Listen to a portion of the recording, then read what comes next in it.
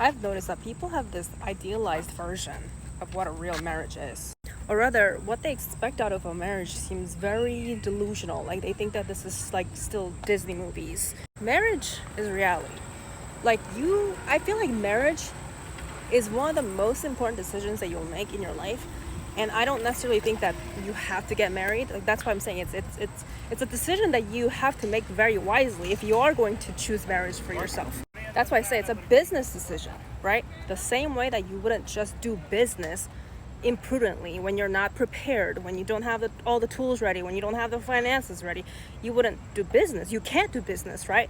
Also, you can't really, or you shouldn't, choose a business partner randomly. Like it shouldn't be a random selection or because you think they look good or they're making all these full promises but you haven't vetted properly. The same method that you choose, or you would choose a business partner for a successful business, is the same way that you should choose a marriage partner because it's a life partner. People think like a life partner equals just someone that you're going to be in love with for the rest of your life, and you're making decisions based on that feeling, right? The feeling of what you think love is in that moment. That you don't think about all the possible trajectories that could happen within the relationship. Life takes you into multiple places. You never know what's going to happen, right? And when you have something solid, such as marriage, ideally, it can either make you or break you. I've seen that a lot of people think that like once you're married, that's it. And once you just find someone that you love or who loves you, that's it. Even worse, I've seen people try to rely on marriage for their self-worth.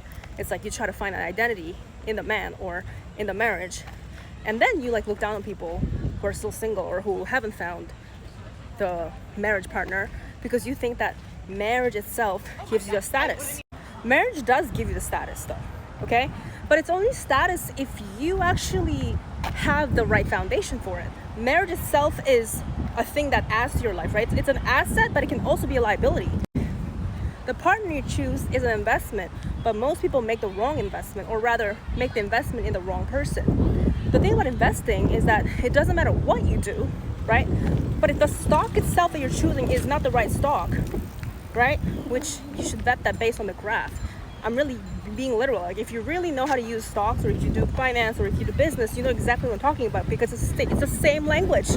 It's the same method. So anyway, in order for you to choose the right stock, you gotta like look at the history and you gotta look at the trajectory and the potential and everything, right? So that's how you should also vet the right partner. But anyway, the way that you invest in a partner is that it's the continuous work. You gotta continue to study the relationship, continue to make observations, continue to make the right investment, equals meaning, you know, spending your resources, right? Time, money, effort, emotional bonding, etc. You use all these resources that you have to continue to keep up with the relationship in the direction that you want it to go, right? Obviously it has to be two people effort, right? Both people have to put in the same type of effort and same amount of energy and time into this with the same amount of desire and commitment. And most people, they just pick the wrong partner, okay? The wrong partner can mean different things. Someone who doesn't see the same value as you, someone who doesn't have the commitment to you as much as you do, someone who lacks foundation on their own, like etc. There's so many different ways that would make somebody the wrong investment for yourself, right? So that also means that even if you do the right investment, if the person is wrong, the wrong person, then it doesn't matter. But then also you could pick the right potential, right? Because that's ultimately what it is. All the people that you build relationships with, you're picking them based on the potential, right? I mean, yeah, etc. Like you, obviously realities plus potential, right? You believe in the future that you can have together with this person. And if you don't put in the effort to continue to water the relationship, to cultivate the relationship and connection, then it doesn't grow. It's the same analogy, right? And I feel like people just really don't have this type of business mentality.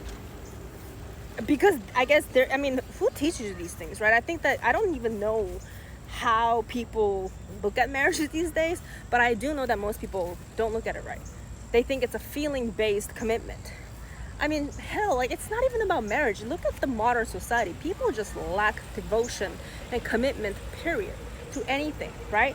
And they make a lot of decisions based on feelings. So no wonder why something so profound and big as a marriage, it does not work out.